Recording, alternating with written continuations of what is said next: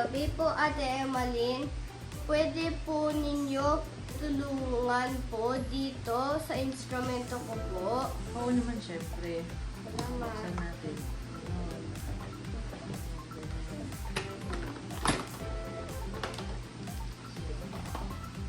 Salamat po, Ate Emmaline. Okay. Ano naman?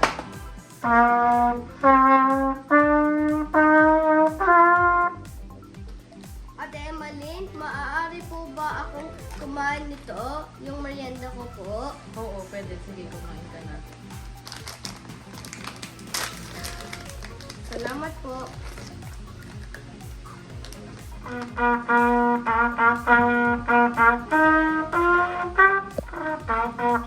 Ate Emmaline, papayagin mo po ba akong lumaro sa kapatid ko pagkatapos ng practice ko? Oo, basta gawin mo lang yung practice natin.